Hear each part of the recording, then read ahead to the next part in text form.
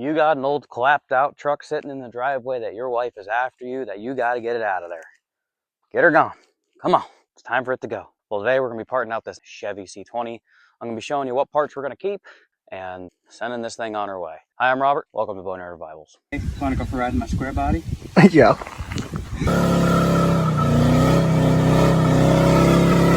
So like I said, your wife's after you. She's like, hey, get this pile of junk out of here. It's an eyesore. But you're like, dear, there's got to be some value in it, right? Absolutely. When it comes to me and what I do here on Bow and Arrow Revivals, I pretty much just buy vehicles and fix them up and drive them for the most part. Certain things on certain vehicles that I know that are junk, but there's just stuff that either I can keep because I plan on using it down the road, or, you know, some of the connections that I do make with some of you guys and some other people that I just happen to be out in life and meet, they're hot after parts. And it doesn't have to be a square body Chevy, but this is a prime example of stuff that just, these trucks are really hot right now. Guys want parts off of them. There ain't much left to the box. The cab corners and all the other stuff is pretty much non-existent. Some of the things, like, as silly as it sounds, the door locks, this trim, the door handle, that's all stainless. This mirror is a stainless mirror. You know, it's one of those things where if you went to a junkyard to grab these mirrors and you got a set of them, they'd probably want 15, 20 bucks for them. So you could probably sell them for the same amount. We will be pulling the front windshield at least out of it. The cab lights we're keeping. Front bumper definitely keeping. This is one of the nicer front bumpers that I've seen. It's got a little dent here, but that's not a big deal. We can work that out of it. You'd be amazed how much some guys would give for a front bumper. Headlights, marker lights, we're gonna keep all of them. I sold the grill out of it before, but we still have this trim. It's hard to get this trim that straight, so we're gonna pull that trim off. We'll keep that trim. Even silly stuff like, you know, the badges and stuff, you can keep some of them if you can get them off in one piece. Some guys might want them, and if they don't, well, it makes a really cool wall hanger.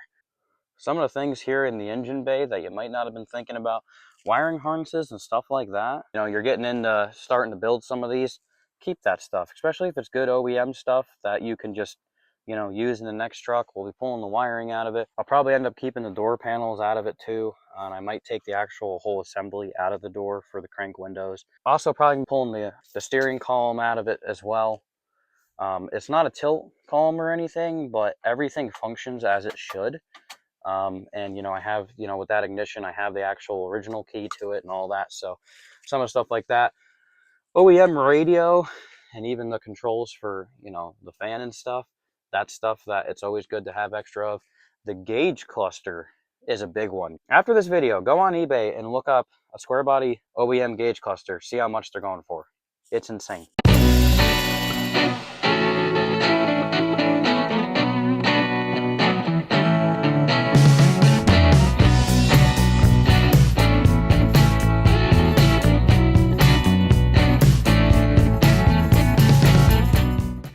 For pulling these trim pieces off the front here, on certain spots there's just a little 10mm nut on the back side tucked into the rad support up in here, these little nuts, and that's what just holds it. It's that plastic tab that goes in a hole, and then the nut goes on the back side here. It's the same way for the top one and the bottom one. For some of them, in order to get access to them, that's kind of why you saw me start on, you know, these bolts, but then I realized getting the headlights and the marker lights out of it first kind of helped give you room for the ratchet and socket there. But we got top one off. Go ahead and pull this bottom one off next.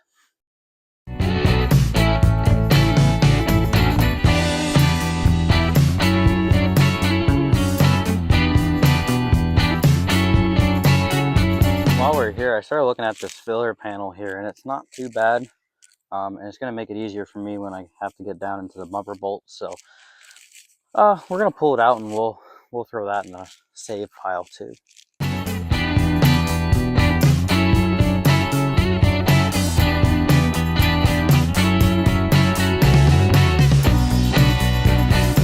Now that all that's out of our way, we're going to be going after these bumper bolts. So you have your side brackets over here, and then you have your front brackets that attach to the frame here.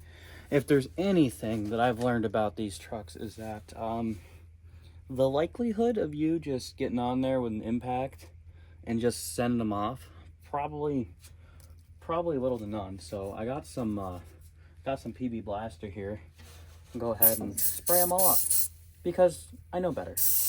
Come on, get in there. Oh, it's drippy. Oh, it's cold too. I guess that's what happens when you left it sit in the bed of the truck for a week.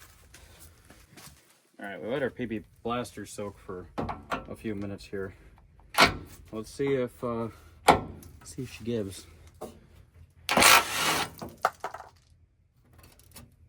PB blaster for the win. All right, those are out.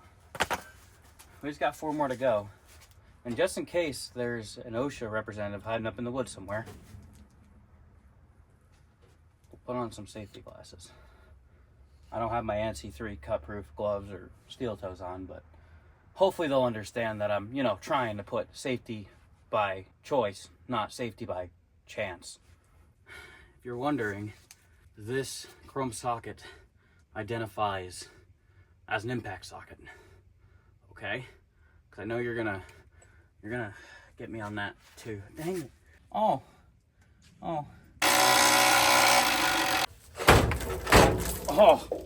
Wow. It was almost like it was easy. Maybe if you don't leave 2 bolts in there, the bumper will come off. Very nice, very nice. All right, so we're gonna take off our mirror here. These are really easy to do. Usually it's gonna be a Torx bit screw down here at the bottom. You gotta pull that off, like so. And then for the top side here, sometimes I usually will move the mirror around a little bit. But you gotta pull the cover up so you can get to the bolts here. There's gonna be 3 of them. Got one here, and then one over on the other side here. They're usually a 3/8 or a 10 millimeter. And pull them bad boys out. And there she goes. And there you go. Got yourself a mirror. I dropped my screw. All right, we're gonna be after our door panels here now. I gotta take door panel off either way to get to the door handles and the locks, so I might as well keep it. Now these aren't in the best of shape, but if you cleaned them up, and you can repaint these and stuff. There's a lot of guys across the country, and there's actually a few guys within a few hours of me that I know their full-time gig is actually parting out trucks like these. You'll see them at events like one of the big ones by us is Carlisle. That's within I think 2 hours of us. So you go down there and you go to some of these swap meets and stuff, and you see how much money these guys are asking for some of these parts. And I mean, don't get me wrong, they're hard to come by it, especially really nice stuff.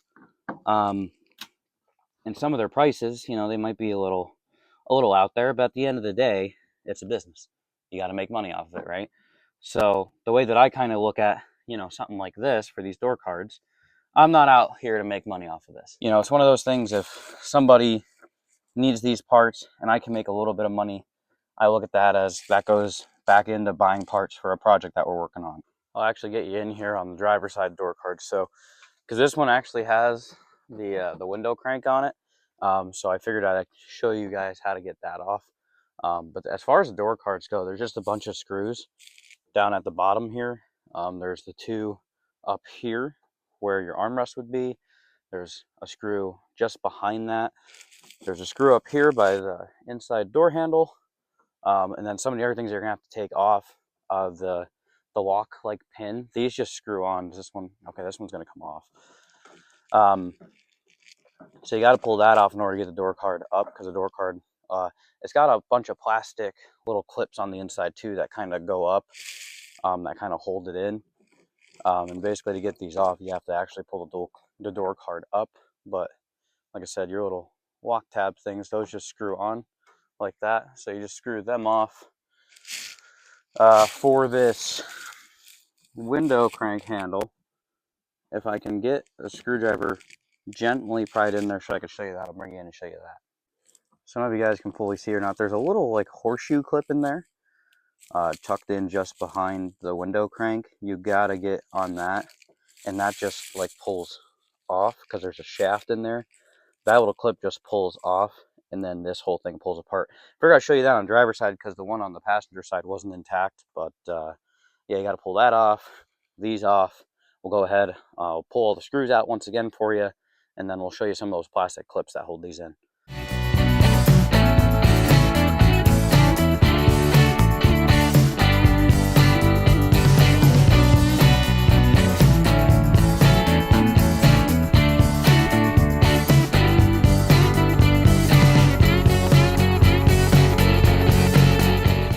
Well, that one didn't go as smooth as I would have liked it to. This screw is stuck, and then look at the head on that one. There's no coming back from that, unfortunately. So as much as I didn't want to kind of have to yank on it a little bit, it did take a little bit.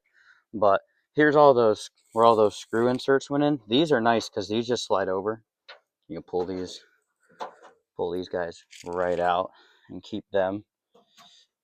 And then you can also go back through and pull these out the rest of the way. And I know some guys are probably going to get on me about kind of just pulling them off because it can damage the backside of that. And I get that, but I haven't broken anything like that. Not saying that you can't do it that way. I've done it this way a bunch of times. It works. I'm not saying it's the best way, but one thing I did want to mention, I know that there's 100 ways to skin a cat, as they say, and I know that there's always a debate. I mean, I put myself on a YouTube page and do these videos and stuff, and I know that sometimes my methods aren't, traditional, and I understand that. And one thing I did want to discuss though is that I'm never putting myself in a position in front of you guys to say, hey, you have to do it this way. Like I said, there's 100 ways to skin a cat. This is the way that I'm approaching it. Again, just because I'm doing it this way doesn't mean it's the right way to do it. And I try to make that very clear in these videos. And I just want to be straightforward and honest with you guys. And I think some of you guys that, have a mindset of being able to understand that, I appreciate it, because I'm not here to tell you how you have to live your life and what you have to do. And here's everything and exactly how you got to do it. But this is just the way that I'm doing it, and I'm sharing that with you. Not saying it's the right way, not saying it's the wrong thing, but it also helps too on the back side of it. What's really rewarding is if there is something that I screw up, I show you guys that so you guys know not to do it. All right, let's get this door seal if I can get it out. Wow, this thing is brittle.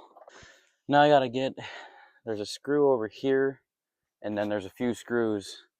There's 2 screws up top here that hold in your smoker window. We'll get those out, and then we'll get that bolt out. If I said 2 screws earlier, I'm mistaken. There was a 3rd one up top here to hold that in, but now it should come out. There it goes. Wow.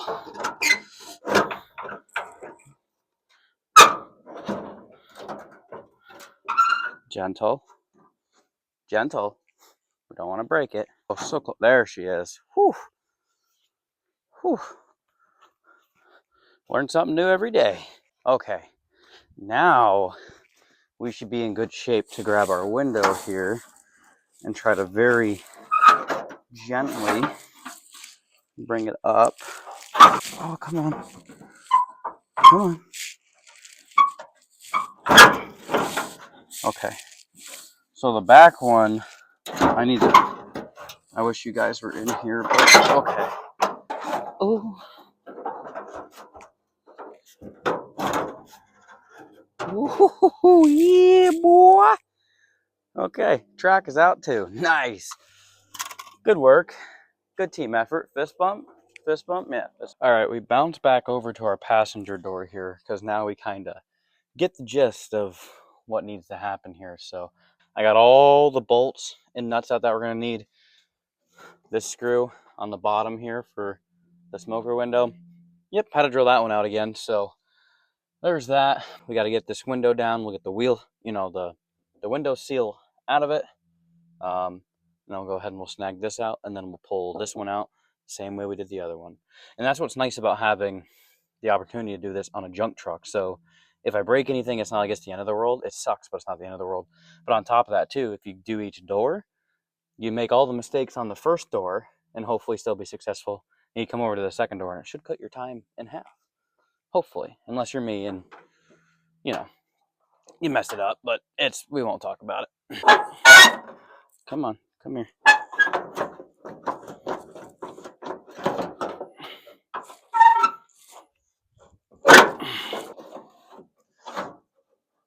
Okay, there's that. I gotta get the release. Okay, I want to get you in here, hopefully without breaking the glass. So what I wanted to show you on the last window was, if you look in there, camera will focus up, that wheel, there's a little slot. Can I gently pull this up with one hand? That wheel's got to come out pretty much right where it is. So you have to reach in there, pull that back, and then you kind of pull the windshield whichever way you need to pull it to get it off completely. So hopefully I can let that rest for a minute while I get you guys back up on the tripod. Just a touch more. Okay, that one's officially all the way out now. So it didn't come out the way I wanted it to, but I ended up being able to get it out through the back instead of the front, which is not how I wanted to do it. It's not how you're supposed to do it. Like, that wheel is supposed to come out of that groove there, and it didn't work. But we still got it, and we didn't break it, so that's all that matters to me. Kind of like I did the last one. Okay, there's the track. Or not the track, but the mechanism that does all the track-esque things. Then we'll go ahead here. There is this other piece of track in here. In order to get that out, it's that bolt right there. And we'll pull our door handle because we're right here. Were those 7/16s or were those? Yes, they were. Okay. So you got the one bolt out here on the end of the door here. That's one of the bolts for the door handle. And then there's another one tucked in here. I'll bring in and show you that too. The other bolt for the door handle is right there. And then we're gonna have to come in here. We're gonna have to mess with the mechanism back in there to get the pin released so I can pull this out through this way. And we'll show you that once I get there. So look at that rod right there. You see that metal clip? Oh, see that metal clip? We're gonna have to pull down on that, and that's gonna release the rod. It comes up to our door handle there, as you can see. So like I said, we just got to get in there, pull down on that metal tab, and we'll get our door handles. All right, I had to fight it a bunch, but there's our door handle. Very nice. I will eventually come in and pull the inner door handles out of it, but the reason why I'm keeping them in the truck right now is just so, you know, when I close the door, I can open it.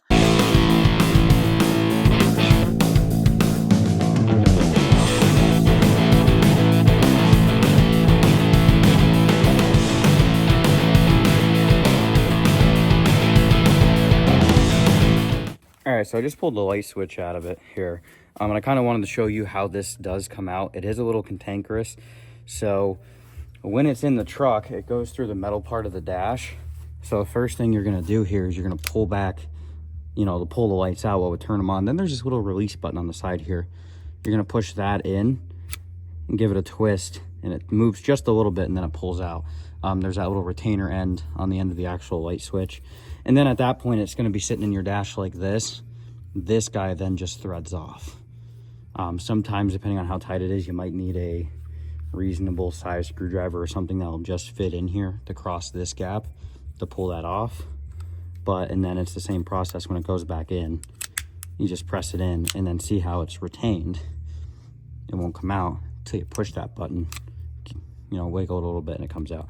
Just wanted to show you that in case you were messing with this stuff. This is a good one. It did work. The lights did work on this truck, so I will be saving this and as much as a harness for that as possible, just in case we ever end up needing it or anyone else does. Is this gonna come? Oh, well, that was way more of a fight than it had to be, but I got a whole steering column now. Well, besides the windshield and the rest of the wiring harness out of this, I think that's just about it.